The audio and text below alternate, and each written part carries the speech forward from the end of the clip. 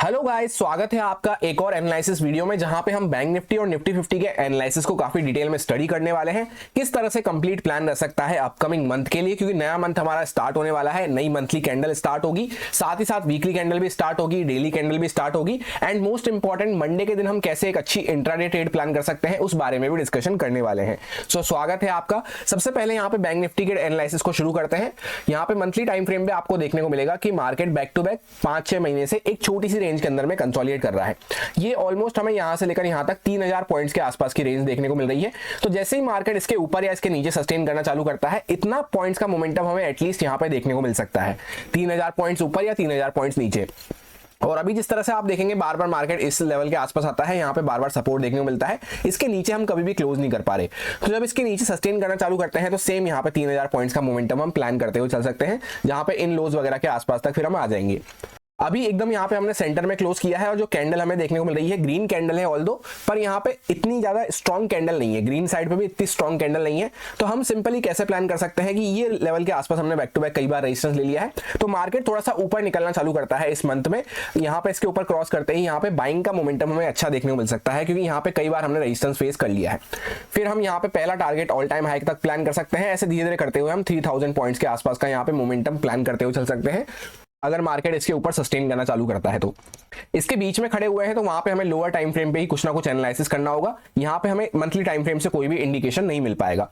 अब weekly time frame पे आपको क्या देखने को मिल रहा है कि जैसे हमने लास्ट वीक डिस्कस किया था कि मार्केट यहाँ पे सेलिंग में आया, उसके बाद कंसोलिडेट कर रहा था, जहां पे प्रॉपर एक इनसाइड कैंडल हमें देखने को मिल रही थी। तो इनसाइड कैंडल का मार्केट ने ब्रेकआउट तो करा, पर डायरेक्टली गैप अप खुल के ब्रेकआउट करा, बड़ा सा गैप अप खुलता हुआ नजर आया न्यूज की वजह से, इलेक्शन न्यूज की वजह से। उसके बाद मार्केट थोड़ा सा ऊपर जाने की कोशिश करा, पर जहां पे ओपन हुआ था वहीं पे वापस से नीचे आके क्लोज कर दिया है। इस वजह से आपको कैंडल ऐसी देखने को मिल रही होगी जिसमें कैंडल में कोई बॉडी हमें देखने को नहीं मिल रही। प्रॉपर एक ऐसी कैंडल है जिसको डोजी कैंडल या कंफ्यूजिंग कैंडल, न्यूट्रल कैंडल हम कहते हुए चल सकते हैं। तो अब ऐसे सिंपल हो जाता है कि जैसे मार्केट ने इसका ब्रेकआउट करने की कोशिश करी, यहाँ पे ये हमारा इंपॉर्टेंट रेजिस्टेंस बना हुआ था, इस लेवल के आसपास से मार्केट रेजिस्टेंस फेस करके वापस से नीचे आ गया है। तो अगर मार्केट थोड़ा ऊपर निकलना चालू करता है, लेट्स सपोज 52,400 वगैरह 500 के ऊपर निकलना चालू करता है, तो इसका ब्रेकआउट अगर जैसे मार्केट दे देता है, पहला कंफर्मेशन हमें पहला इंडिकेशन कब मिलना चालू होगा, इन लेवल्स के ऊपर 52,400 500 के ऊपर, तब हम यहाँ पे बाइंग में एक अच्छा मोमेंटम प्लान करते हुए चल सकते हैं, जहां पे जो टारगेट्स पहले हमारे रहेंगे वो इन हाइस के आसपास तक रहते हैं। फिर यहाँ पे अगर मार्केट रुकता है, थोड़ा बहुत लिक्विडिटी वगैरह जनरेट करके इसको ब्रेकआउट करता है, तब हमें फ्रेश ऑल टाइम हाई देखने को मिल सकते हैं। वहीं पे ऐसा नहीं होता है, मार्केट ने एकदम यहाँ पे कैंडल के बीच में क्लोज किया है, इसके नीचे अगर हम निकलना चालू करते हैं, एकदम न्यूट्रल कैंडल है तो न्यूट्रल माइंडसेट रखना हमें जरूरी है। इसके नीचे अगर निकलना चालू करते हैं, जैसे यहाँ पे इस टाइप की सेम कैंडल बनी थी यहाँ पे, जिसमें कोई ना के बराबर बॉडी हमें देखने को मिल रही थी, यहाँ पे भी सेम कैंडल बनी थी। तो अगर मार्केट इसके नीचे निकलना चालू करता है तो पहले एक गैप फुलफिल होता हुआ नजर आएगा, इस गैप फुलफिलिंग के लिए हम प्लान कर सकते हैं। फिर अगर मार्केट और फर्दर नीचे आता है तो इन लोज वगैरह के आसपास भी हमने कई बार यहाँ पे सपोर्ट ले लिया है, फिर इसके नीचे हम फर्दर और मोमेंटम प्लान करते हुए चल सकते हैं। एक पीछे भी आपको यहाँ पे इस तरह की सेम कैंडल देखने को मिलेगी। तो मार्केट अगर इसके लो के नीचे ट्रेड करना चालू करता है तो डाउन साइड का एक फास्ट मोमेंटम देखने को मिला, although market second half of the week में या एंड ऑफ द वीक में रिवर्स करता हुआ नजर आया। तो पहले हम इसके नीचे अगर यहाँ पे निकलता है तो कुछ सेलिंग में प्लान करते हुए चल सकते हैं। बस बैक ऑफ द माइंड ये रखना है कि बाद में अगर मार्केट रिकवर वगैरह करता है तो उसके लिए हम प्रिपेयर रहने चाहिए। तो सिंपल हो जाता है नेक्स्ट वीक के लिए प्लान, या तो मार्केट थोड़ा ऊपर निकलना चालू करे 52,400 500 के ऊपर, तब हम बाइंग में इंटरेस्टेड हो जाएंगे। इसके नीचे निकलता है तब हम सेलिंग में, बीच में ये थोड़ा सा हमारा न्यूट्रल एरिया यहाँ पे बना रहेगा, क्योंकि जिस तरह से आप देख सकते हैं बायर सेलर्स कंटिन्यू फाइट करते हुए नजर आए, गैप अप खुल के मार्केट पहले ऊपर गया फिर नीचे आके वहीं क्लोज कर दिया। तो इस बीच के एरिया को हमें न्यूट्रल कंसिडर करते हुए चलना है। डेली टाइम फ्रेम पे आपको क्या देखने को मिलेगा कि मार्केट यहाँ पे इंपॉर्टेंट रेजिस्टेंस के आसपास कई बार रेजिस्टेंस ले चुका था, 4-5 बार रेजिस्टेंस ले चुका था। जो एक्जैक्टली रेजिस्टेंस का लेवल बना हुआ था वो 52,555 के आसपास हमारा बना हुआ था। इसको मार्केट ने यहाँ पे एक इनसाइड कैंडल बनाई, अगले दिन ब्रेकआउट करने की कोशिश करी, पर यहाँ पे भी एक न्यूज आती हुई नजर आई जिस वजह से मार्केट शार्प सेलिंग में आता हुआ नजर आया और वो ब्रेकआउट पूरा फेल हो गया। उस ब्रेकआउट को फेल करने के बाद जो बड़ी सी कैंडल बनी थी हमारी रेड कैंडल, उसके अंदर में ही मार्केट एक इनसाइड कैंडल बनाता हुआ नजर आया है। तो अब जैसे इनसाइड कैंडल बन गई है, ये लो के आसपास मार्केट ने 3 बार यहाँ पे सपोर्ट ले लिया है।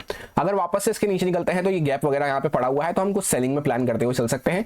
अदरवाइज मार्केट जैसे फ्लैट खुल जाता है या डायरेक्टली गैप अप खुल जाता है, छोटा मोटा पहले रिट्रेसमेंट साइड पर या कम क्वांटिटी से प्लान कर सकते हैं। फिर जब मार्केट थोड़ा सा ऊपर निकल के ये 52,400 500 को क्रॉस करता है तो हमें यहाँ पे बाइंग में शार्प मोमेंटम देखने को मिल सकते हैं। उसमें ये जो बीच का पूरा एरिया है इसमें हमें छोटे मूव्स के लिए प्लान करना होगा, क्वांटिटी बाइंग करनी हो चाहे सेलिंग करनी हो कम रहेगी, और टारगेट्स भी थोड़े से छोटे हमें प्लान करते हुए चलना होगा।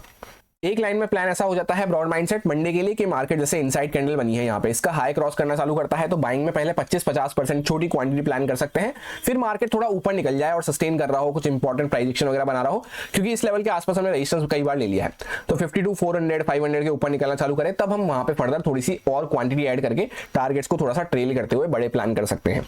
और सेलिंग का लेवल हमारा क्लियर हो गया कि इस लेवल के नीचे हमें यहाँ पे अग्रेसिव सेलिंग एक देखने को मिल सकती है। अब हम लोग आ चुके हैं 15 मिनट टाइम फ्रेम पे, जहां पे ये दो लेवल्स वगैरह को हमने डिस्कस किया था, इनके बीच में मार्केट पड़ा रहा, एकदम फ्लैट ओपनिंग हुई, उसके बाद मार्केट ओवरऑल पूरे दिन में ज्यादा कोई काम करता हुआ नजर नहीं आया। और इस लेवल के आसपास जहां पे हम गैप अप खुल के सपोर्ट लिए थे, यहीं पे वापस से सपोर्ट लिए, 3-4 बार ऑलरेडी सपोर्ट ले चुके हैं। तो अगर जैसे मार्केट डायरेक्टली गैप डाउन वगैरह खुल जाता है, एक तो होता है कि गैप डाउन खुल के मार्केट ऊपर आ रहा है, तब तो हम यहाँ पे थोड़ा सा इस रेंज के अंदर में यहाँ पे एक टाइट रेंज बनती हुई नजर आ रही है, तो इसमें वेट करेंगे, मार्केट ऊपर आ रहा है, फिर थोड़ा सा ब्रेकआउट वगैरह करता है, तब बाइंग में कुछ प्लान करते हुए चल सकते हैं। अदरवाइज मार्केट जैसे गैप डाउन वगैरह खुला नीचे निकलना चालू कर रहा है इसके नीचे, तो यहाँ पे सेलिंग का एक प्रेशर देखने को मिल सकता है हमें, उसमें हम सेलिंग प्लान करते हुए चल सकते हैं। पहले 50% क्वांटिटी, फिर एक प्राइजेशन बनते हैं यहाँ पे और फर्दर क्वांटिटी ऐड करते हुए टारगेट्स हमारे फिर बड़े हो जाएंगे, क्योंकि यहाँ पे मार्केट गैप फुलफिल वगैरह करने जा सकता है। वापस से अगर फ्लैट खुलते हैं तो फ्लैट में जैसे यहाँ पे जिगजैग होती हुई नजर आई, इस टाइप की जिगजैग के लिए हम प्लान नहीं करेंगे। फ्लैट खुल के मार्केट अगर ऊपर निकल रहा है तो बाइंग में हम कुछ प्लान करते हुए चल सकते हैं। डायरेक्टली मार्केट गैप अप खुल जाता है, उसमें भी हम बाइंग में छोटा मोटा रिट्रेसमेंट वगैरह प्लान करते हुए चल सकते हैं। जैसे मार्केट यहाँ कहीं पे गैप अप वगैरह खुलता है और ऊपर निकलना चालू करता है तो रिट्रेसमेंट बाइंग में पहले जैसा मैंने आपसे कहा 25% क्वांटिटी, 50% क्वांटिटी, फिर मार्केट जब थोड़ा ऊपर निकल के जैसे यहाँ से ऊपर निकला 52 400 500 के ऊपर यहाँ पे प्राइस एक्शन बनाना चालू करता है, तब यहाँ पे हम बाकी की रिमेनिंग क्वांटिटी ऐड करके टारगेट बड़े कर सकते हैं। तो ये जो बीच का पूरा एरिया हुआ ओवरऑल, इसमें हमें थोड़ा सा न्यूट्रल माइंडसेट रखना है और क्वांटिटी को अपने थोड़ा सा कम रखते हुए ट्रेड प्लान करना है। फिर इस एरिया को जब हम छोड़ना चालू करते हैं, सेकंड प्राइजेशन नीचे की साइड पे या ऊपर की साइड पे बनना चालू होता है, तब वहां पे हम रिमेनिंग क्वांटिटी ऐड करके टारगेट को बड़े प्लान कर सकते हैं। ये बीच का एरिया वैसे भी थोड़ा सा हमारा कंफ्यूजन वाला बना हुआ है, जैसे यहाँ पे आपको छोटी सी रेंज देखने को मिल रही थी कि बार बार इस एरिया में हम आते थे तो फिर कंफ्यूज हो जाते थे, ऐसा ही यहाँ पे अगर इस एरिया में पड़े हुए हैं तो यहाँ पे थोड़ा सा कंफ्यूजन चलता रहेगा। इनसाइड कैंडल भी डेली टाइम फ्रेम पे बनती हुई नजर आई है। बाकी लेवल्स वगैरह सारे एज इट इज वही हैं, ज्यादा कोई चेंजेस करने की जरूरत नहीं है, काफी परफेक्टली वर्क करते हुए नजर आ रहे हैं। अब हम लोग निफ्टी 50 के मंथली टाइम फ्रेम को अगर चेकआउट करते हैं तो यहाँ पे आपको एक हैमर टाइप कैंडल देखने को मिलेगी, जिसमें मार्केट नीचे तो गया पर वापस से एक इंपॉर्टेंट सपोर्ट लेके ऊपर आता हुआ नजर आया और नीचे की साइड पे काफी बड़ी सी एक विक देखने को मिल रही है। तो जब इस कैंडल का मार्केट थोड़ा सा नीचे क्रॉस करना चालू करता है तभी हमें अग्रेसिव सेलिंग देखने को मिल पाएगी, या फिर मार्केट इसका हाई क्रॉस करता है तब हमें बाइंग के अच्छे मोमेंटम देखने को मिल सकते हैं। ये बीच का थोड़ा सा एरिया यहाँ पे कंफ्यूजन वाला बना रहेगा, क्योंकि नीचे से हम अच्छा मोमेंटम करते हुए ऊपर की साइड पे चलते आ रहे थे, एक बड़ी सी शार्प हमें सेलिंग की कैंडल देखने को मिली, उसके बाद मार्केट ने कंटिन्यू करा पर क्लोजिंग अच्छी नहीं हो पाई है, क्लोजिंग वापस से ऊपर आके कैंडल में हमें देखने को मिल रही है। तो या तो मार्केट वापस से इसके ऊपर क्रॉस करता है तो बाइंग में अच्छे मोमेंटम प्लान कर सकते हैं, या फिर मार्केट थोड़ा सा नीचे 23,500 वगैरह साइकोलॉजिकल लेवल पकड़ के हम चल सकते हैं, इसके नीचे प्राइस एक्शन बनाता है तब हम सेलिंग में अग्रेसिव मूव प्लान कर सकते हैं। बीच का थोड़ा सा एरिया हमें न्यूट्रल मानते हुए चलना होगा, इसमें हमें ट्रैपिंग ज्यादा देखने को मिल सकती है, मूव छोटे प्लान करते हुए चलना है और क्वांटिटी भी कम रखते हुए चल सकते हैं। वीकली टाइम फ्रेम को अगर चेकआउट करते हैं कि नेक्स्ट वीक किस तरह से परफॉर्म कर सकता है, तो यहाँ पे ये हमारा एक इंपॉर्टेंट जोन ऐसा बना हुआ है जिसके आसपास पहले हम सपोर्ट ले रहे थे, फिर वापस से आके यहाँ पे स्टक हो गए, पहले यहाँ पे सपोर्ट लिया, यहाँ पे स्टक हो गए, ब्रेक डाउन करा पर वापस से अगले वीक ही वापस से रिवर्स करते हुए नजर आया और अभी भी इसके बीच में हम कंफ्यूज पड़े हुए हैं। यहाँ पे कैंडल भी थोड़ा सा कंफ्यूजन वाली हमें देखने को मिल रही है, जिसमें ओवरऑल पूरे वीक हुआ क्या है कि मार्केट बड़ा सा गैप अप खुला, 3 दिन वहीं पे हायर साइड पे सस्टेन करता रहा, ब्रेक डाउन करा, यहाँ पे गैप को फुलफिल करा और नेक्स्ट डे वापस से फ्राइडे को थोड़ा सा ऊपर आके क्लोज कर दिया है। तो अब जैसे मार्केट या तो इस लेवल को क्रॉस करता है, ये हमारा यहाँ पे इंपॉर्टेंट लेवल हो जाएगा 24,350 के आसपास। इसके आसपास हम पहले भी रेजिस्टेंस ले चुके हैं और इस वीक भी हमने 3-4 बार रेजिस्टेंस लिया है यहाँ पे, इसके ऊपर एक अच्छे मोमेंटम हमें बाइंग में देखने को मिल सकते हैं। या फिर जैसे मार्केट थोड़ा सा नीचे निकलना चालू करता है 24,000 वगैरह के नीचे, पहले हम सेलिंग की छोटी क्वांटिटी प्लान कर सकते हैं इस वीक में, फिर आगे फर्दर हम और क्वांटिटी ऐड करते हुए चल सकते हैं। इस तरह से हम सेलिंग में प्लान कर सकते हैं। और ये बीच का जो एरिया है यहाँ पे, ये पहले का भी हमारा कंफ्यूजन वाला एरिया था, इसी जोन के आसपास जो हमने ये कैंडल की बॉडी लगाई है, ये थोड़ा सा हमें न्यूट्रल एरिया कंसिडर करते हुए चलना होगा, क्योंकि यहाँ पे बायर सेलर्स की थोड़ी सी फाइट लगी रहेगी, जिसमें होता क्या है ऑप्शन सेलर्स को ज्यादा बेनिफिट मिलता है कि जब तक मार्केट ये रेजिस्टेंस क्रॉस नहीं कर रहा या इंपॉर्टेंट सपोर्ट वगैरह क्रॉस नहीं कर रहा, बीच में वो सेल कर देते हैं, ऊपर से कॉल सेलिंग कर दी, नीचे से पुट सेलिंग कर दी, और बीच में अगर मार्केट घूमता है तो as an option buyer premium में हमें अच्छे मोमेंटम देखने को नहीं मिल पाते। जैसा यहाँ पे डेली टाइम फ्रेम पे आपको देखने को मिल रहा होगा कि ये हमारा एक इंपॉर्टेंट रेजिस्टेंस बना हुआ था, उसके पहले इस रेंज के अंदर में मार्केट बड़ा सा गैप अप खुला, 3 दिन यहाँ पे होल्ड करता रहा, जहां पे ये हमारा इंपॉर्टेंट रेजिस्टेंस बन गया। इसके आसपास से मार्केट ने वापस से ब्रेक डाउन करा और गैप को फुलफिल करके फ्राइडे को छोटा सा रिट्रेसमेंट देता हुआ मार्केट क्लोज हो गया है। तो अब ये ऑप्शन सेलर्स के लिए ज्यादा अच्छा चार्ट बनता हुआ जा रहा है। ध्यान से समझना बात को, क्यों बनता हुआ जा रहा है, क्योंकि एक तो ये पहले रेजिस्टेंस क्रॉस नहीं हो रहा, यहाँ पे जो कॉल सेलर्स वगैरह बैठे उनको अभी तक कोई तकलीफ नहीं है। यहाँ पे फिर वापस से एक रेजिस्टेंस हमारा क्रॉस नहीं हुआ, यहाँ के कॉल सेलर्स को भी कोई तकलीफ नहीं है। इवन एक्सपायरी डे पे भी जो यहाँ पे ये मोमेंटम देखने को मिला, कॉल सेलर्स को कोई भी मार्केट ने परेशानी नहीं करी है। और नीचे से पुट राइटर्स वगैरह जैसे यहाँ से पुट राइटर्स बैठना चालू हुए होंगे, या फिर जैसे मार्केट 23,500 साइकोलॉजिकल लेवल वगैरह के ऊपर आया यहाँ पे, तो ये बीच में कॉल राइटर्स पुट राइटर्स के लिए ज्यादा अच्छा एरिया हो जाता है। और जैसे 2 दिन की कैंडल को भी आप देख लो, तो यहाँ से कॉल राइटर्स बैठ सकते हैं, यहाँ से पुट राइटर्स बैठ सकते हैं, तो बीच में हमें ज्यादा अच्छे मूव नहीं मिल पाएंगे। प्रॉपर एक इनसाइड कैंडल बनती हुई नजर आ रही है। तो इनसाइड कैंडल जब भी बनती है, सिंपल सा हमें ऑप्शन बायर की तरह क्या करना होता है, न्यूट्रल यहाँ पे माइंडसेट से बैठना होता है बीच में। जब मार्केट इसको क्रॉस करे तो पहले छोटी क्वांटिटी प्लान कर लो, नीचे क्रॉस करे या ऊपर क्रॉस करे, फिर वापस से कंफर्मेशन के साथ थोड़ी सी और क्वांटिटी ऐड करके हम टारगेट्स बड़े कर सकते हैं। क्योंकि जब इसका ब्रेकआउट या ब्रेकडाउन होता है, मोमेंटम तो हमें काफी बड़े देखने को मिलते हैं, पर एक बार कभी कभी क्या होता है, जैसे मार्केट यहाँ से निकला, मेन कैंडल को क्रॉस करे बिना ही वापस से थोड़ा सा नीचे आ गया, तो उसमें पहले छोटी क्वांटिटी प्लान करना एक स्मार्ट अप्रोच हो जाती है। अच्छे मूव कब मिलेंगे, जब मार्केट एटलीस्ट ये पहला रेजिस्टेंस तो अपना क्रॉस करे। जैसे यहाँ से इनसाइड कैंडल वगैरह क्रॉस करी, हमने छोटी क्वांटिटी बाइंग करी, उसके बाद यहाँ पे थोड़ा सा हमें वेट करना है। मार्केट अगर कंफर्मेशन देता हुआ चल रहा है, ऊपर निकलता हुआ चल रहा है, तब यहाँ पे हम रिमेनिंग क्वांटिटी ऐड करके फिर टारगेट थोड़े से बड़े करते हुए चल सकते हैं। क्योंकि ये यहाँ पे फिर 24,500 का साइकोलॉजिकल लेवल भी आएगा, जो हमारा रेजिस्टेंस बना हुआ था। इस साइकोलॉजिकल लेवल के आसपास भी काफी कॉल सेलर्स फिर एग्जिट लेना चालू करेंगे। सेम ऐसा ही डाउन साइड पे कि मार्केट ने ये गैप फुलफिल करा, उसके बाद मार्केट यहीं पे इसके लो तक को टेक डाउन नहीं करा फ्राइडे को, और यहीं पे होल्ड करके खड़ा हुआ है। तो मार्केट जैसे नीचे निकलता है, तो पहले मार्केट अभी क्लोज कहां करा है, 131 के आसपास क्लोज करा है, और इसको नीचे क्रॉस करने के लिए लगभग मार्केट को 23,850 के आसपास आना पड़ेगा। तो ऑलरेडी इतने पॉइंट्स की मोमेंटम हो जाने के बाद फिर हम ये प्लान नहीं कर सकते कि यहाँ पे कोई बहुत बड़ा टारगेट मिल जाएगा। इसलिए वहां पे भी पहले ब्रेकडाउन के साथ हमें छोटी क्वांटिटी सेलिंग में प्लान करना जरूरी हो जाता है।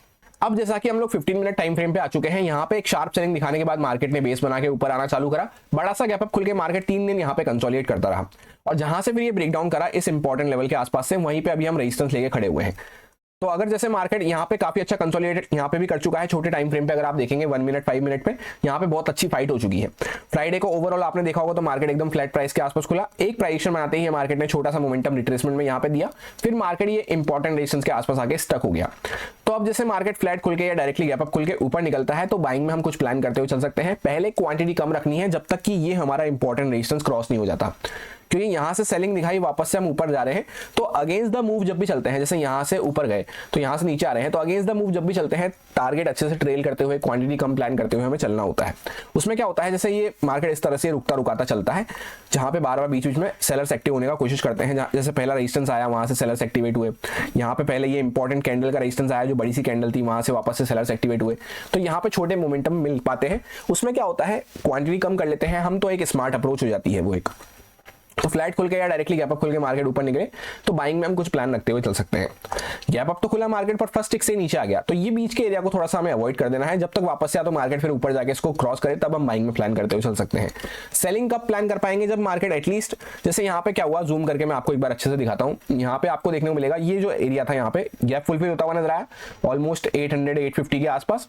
फिर इसके बाद मार्केट फ्लैट ओपनिंग देता है फ्राइडे को, फर्स्ट कैंडल से ऊपर जाता है और वापस से नीचे आ जाता है यहाँ पे। फिर यहाँ से जहाँ से प्राइजेशन बना है, ये हमारा एक इंपॉर्टेंट लेवल हो जाता है अब, जो कि 960 के आसपास हमें देखने को मिल रहा है। ये जब ब्रेकडाउन होता है, इसके नीचे वापस से प्राइजेशन बनना चालू होंगे। अगर ऐसा होता है तो 24,000 का साइकोलॉजिकल लेवल भी ब्रेक डाउन हो जाएगा। तो यहाँ पे फिर कुछ पुट राइटर्स वगैरह आ चुके होंगे, तो उनकी पोजीशन एग्जिट होती है, तब हमें एज एन ऑप्शन बायर अच्छे मोमेंटम मिल पाएंगे। अदरवाइज ये जो बीच का पूरा एरिया है, इसको थोड़ा सा हम अवॉइड करते हुए चलेंगे, क्योंकि ये वैसे भी यहाँ पे कंफ्यूजन वाला एरिया है। तो या तो मार्केट थोड़ा नीचे निकलना चालू कर दे, या फिर वापस से फ्लैट या हल्का फुल्का गैप अप या हल्का फुल्का गैप डाउन खुल के ऊपर निकलना चालू कर दे, तब हम बाइंग में कुछ अच्छा मोमेंटम प्लान कर सकते हैं। यहाँ पे एक शार्प कैंडल न्यूज की वजह से बनी थी, तो अगर मार्केट वापस से ऊपर निकलता है, तो यहाँ पे थोड़ा सा रिट्रेसमेंट वगैरह और कंटिन्यू हो सकता है। फिर मार्केट फर्दर जब आगे अगले दिन या इसी दिन इस हाई वगैरह को क्रॉस करता है ऊपर, तब हमें बाइंग में और भी अच्छे मूव देखने को मिल पाएंगे। यहाँ पे आके पहले थोड़ा मार्केट रुक सकता है, क्योंकि ऑलरेडी 4 बार रेजिस्टेंस यहाँ पे पहले लिया है, पर ये इतना इंपॉर्टेंट रेजिस्टेंस फिर नहीं रहेगा हमारे लिए। अगर मार्केट वापस से यहाँ पे आता है, तो फिर इसको ऊपर एक अच्छा मोमेंटम हमें और देखने को मिल सकता है। और जैसा कि ये बात मैंने आपको कई बार बता रखी है कि इस तरह का जब भी प्राइजेशन बनता है, नीचे से हम ऊपर आए या ऊपर से इस तरह से नीचे आए, तो यहाँ पे कॉल राइटर्स बैठे रहते हैं, यहाँ पे पुट राइटर्स, सेम यहाँ पे ऐसा होता है। तो ये बीच का एरिया थोड़ा सा हमें कम क्वांटिटी से प्लान करना एक स्मार्ट अप्रोच हो जाती है as an option buyer. Otherwise जैसा आपको फ्राइडे को मोमेंटम देखने को मिला, इस टाइप का मोमेंटम अगर होता है, तो उसमें क्या होता है, ऑप्शन बायर्स के प्रीमियम बढ़ते हैं, फिर गलते हैं, फिर बढ़ते हैं, गलते हैं। उस चक्कर में जैसे यहाँ से यहाँ तक चार्ट मूव करा, पर ऑप्शन उतने अच्छे से मूव नहीं करा होगा।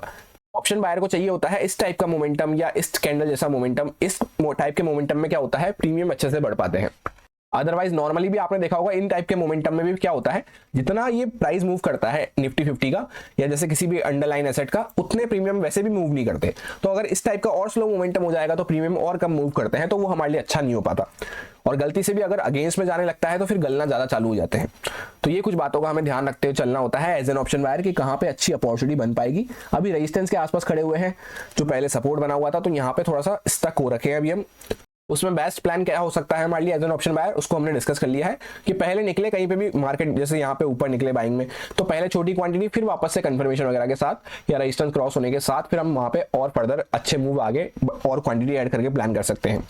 ऐसे ही सेम यहाँ पे सेलिंग में रहेगा कि पहले मार्केट को इंपॉर्टेंट सपोर्ट वगैरह क्रॉस करने दो 960 वगैरह, फिर मार्केट इसके नीचे प्राइस बनाता है, तब पहले छोटी क्वांटिटी, फिर यहाँ पे नेक्स्ट क्वांटिटी बाकी आगे ऐड कर सकते हैं।